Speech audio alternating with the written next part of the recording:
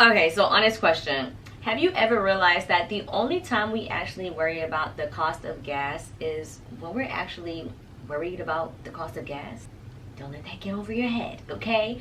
But baby, that is scarcity mindset. And what I'm gonna need us to do, and if you're feeling a little shade right now, don't, or maybe you should.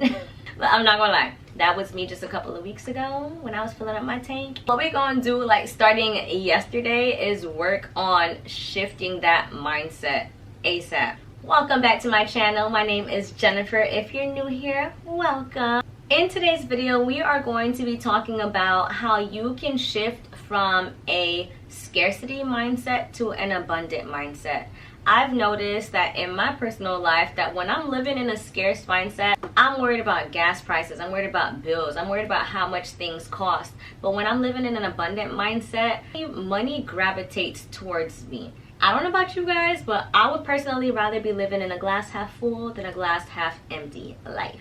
Okay, so let's get right into this video. Before we get into the actual tips, let's just go ahead and dive a little bit more into the differences between an abundant versus a scarcity mindset. So let's say we have two friends, right? We have Stacy and we have Abby. This is actually my sister's name. And good thing Abby's on the abundant side, because Abby, A for Abby, A for abundance, S for Stacy, S for scarcity. So you guys don't get confused, okay?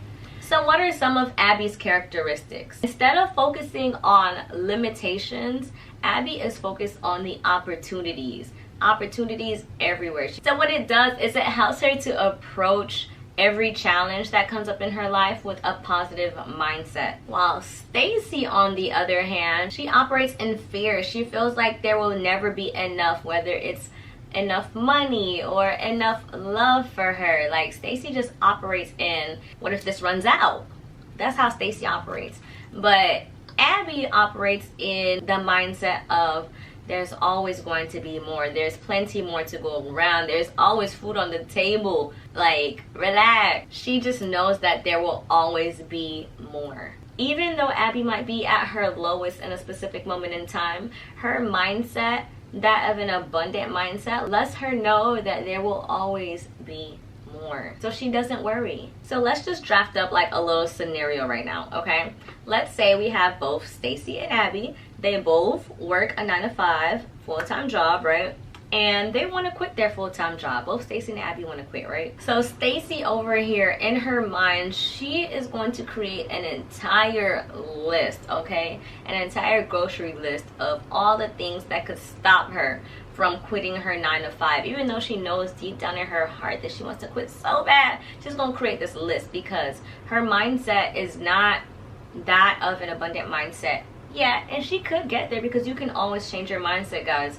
Your mindset is not set in stone, but it's up to you to make that decision of the mindset that you want to have. And I know it sounds easier said than done, but it's literally, once you flip that switch, it's on. Don't let nobody turn it back off once it's on. Once it's on, leave it on. So she's going to create this whole long list of things that could stop her from being successful after she quits her 9-to-5. A few examples would be, if she wants to be a YouTuber, right? She's gonna think of a bunch of things like, oh, I'm not pretty enough, nobody's gonna watch me, I'm not gonna make enough money to pay my bills, like I'm not, this is not, like she thinks of all the nots. Our homegirl Abby, on the other hand, she thinks of all of the endless possibilities, all of the what ifs. What if this does work out? Instead of like driving herself crazy thinking about, oh my gosh, how are we going to make this happen? How am I going to do this? How am I going to do that? She thinks of the what ifs. She knows that the how will come. As long as she believes in herself, she knows that she might not know how it's going to happen, but she knows that it is going to happen. So the hows will come, but she doesn't think of the hows because she already knows that it's going to happen. So the hows automatically follow. As long as she thinks of the what ifs, all of the positive things that could possibly happen, she knows that the hows are going to fall into place. And by no means am I saying that the hows of a situation is not important. However, it shouldn't be the first thing. Don't worry about how it's going to happen. You have to already know that it's going to happen.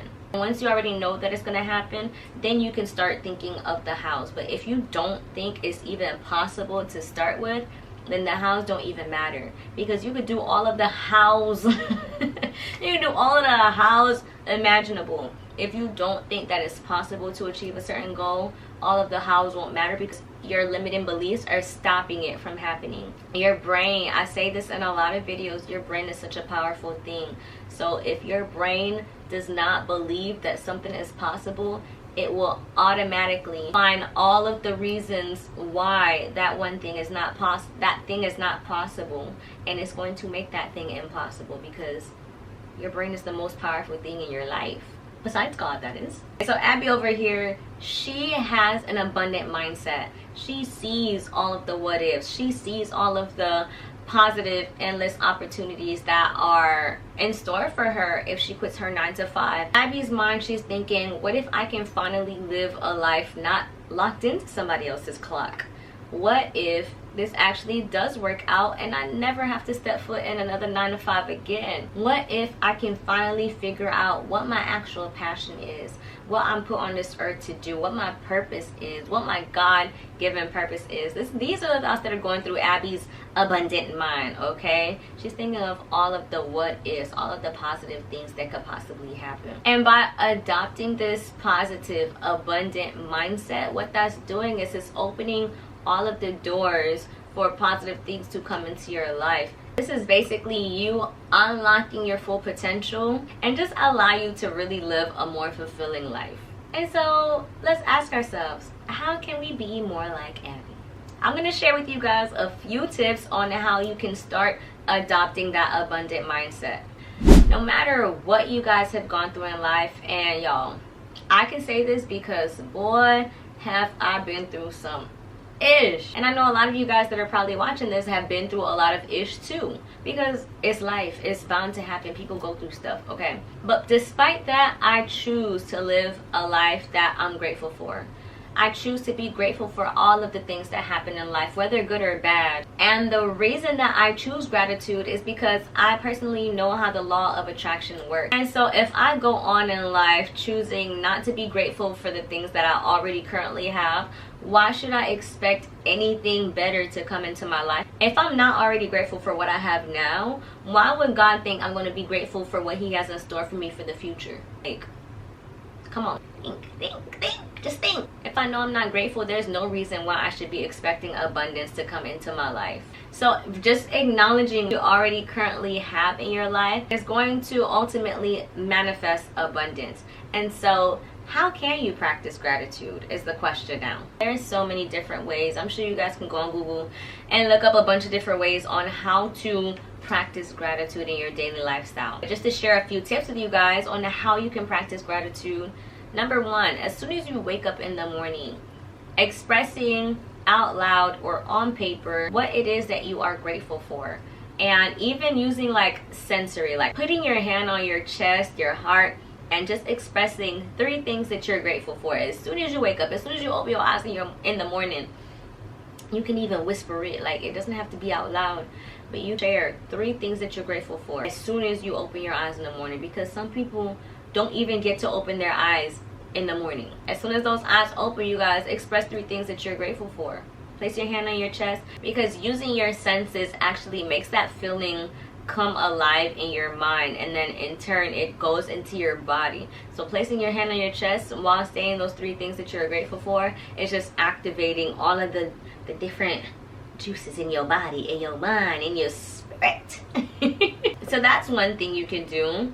Journaling is another thing that is very, very common and honestly very effective, I feel. I haven't journaled in a little minute, but I really want to get back into it. There was a point in time that I was journaling every single day what I'm grateful for. And actually, I'm not gonna lie, I started this morning. I had my first journal entry in the little journal app on iPhone.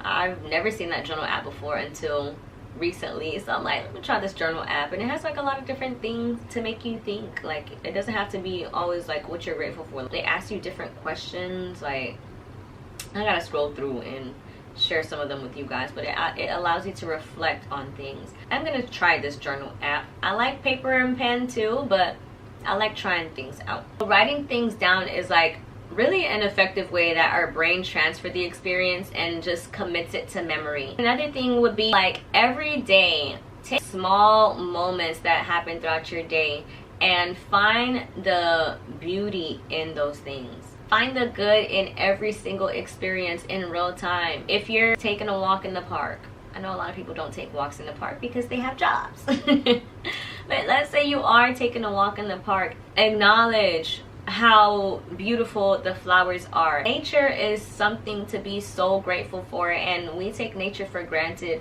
We need nature in order to even be here, in order to survive. We would not be able to even have this oxygen to breathe into our lungs had it not been for trees. So take a moment to realize and be grateful for the nature. Sorry if the lighting and angle is a little bit different, my camera died. So in addition to practicing gratitude on a daily basis, really celebrating the success of others is another way to adopt that abundance mindset and leave the scarcity mindset behind us. Instead of feeling envious or jealous of other people when they succeed, it is so important for us to really just celebrate the achievements of others and understand that their success will never diminish your success. There is so much to go around. There is enough for everybody to eat. I read a book a while back, and I can't quote it specifically because I don't remember the exact book that it was, but it said something to the nature of, if you really want something,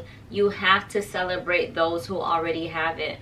And that could be, if you really want to be married one day, you have to like not be jealous or envious of the people around you that are already married. You can't be like, dang, when is mine gonna come? Like, it's like we cannot live in that mindset, because number one, jealousy is the thief of all joy. I'm sure you guys have heard that before, but it really is.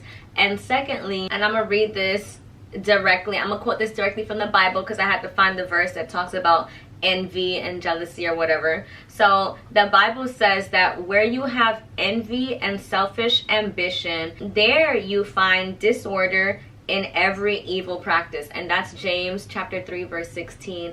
And that's honestly so true. You guys, like, jealous, nothing good can come out of being jealous or envious of other people. And the very last thing that I want you guys to do in order to adopt an abundant mindset is to see challenges as a growth. See challenges as a way to learn new things. We turn all of our L's into lessons, baby. We have to really embrace the idea that there is always room for improvement and that setbacks are only temporary. Really just knowing that every single thing that you go through, guys, I know that when you're in it and it's hard in the moment, it's hard to be thankful for those moments. But just knowing that everything that you go through in life, God has put you in those situations for you to grow, for you to learn, for you to really just take hold of these experiences and know that those situations are there to put you in a space where God already has for you in the future.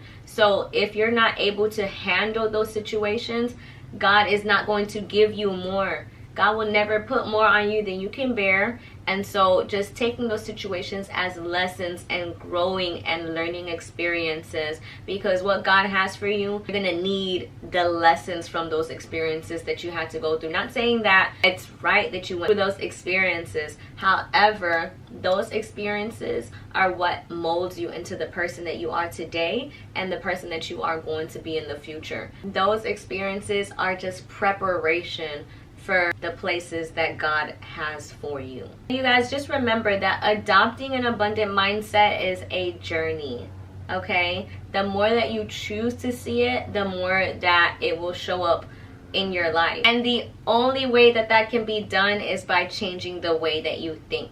And so if you guys want to dive a little bit more into how the way that you think can literally change your life, go ahead and click on the video that I can either link here. I'm not really sure where it links. I'm gonna just say here for now so I can know for the next video.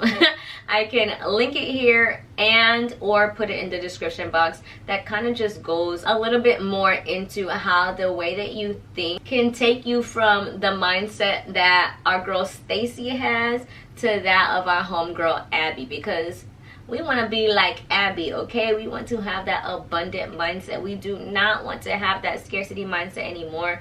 And it's all a matter of shifting the way that you think about life. And it's gonna take time and practice, but with consistent effort, you can shift your mindset and experience the benefits of abundance in your life. Comment down below one tip that you feel like you're going to start using today to help you leave that scarcity mindset in the past and to start adopting that abundant mindset that we all deserve to have. I hope you guys found value in this video. If you did, go ahead and like this video and subscribe, and I will see you guys in my next video.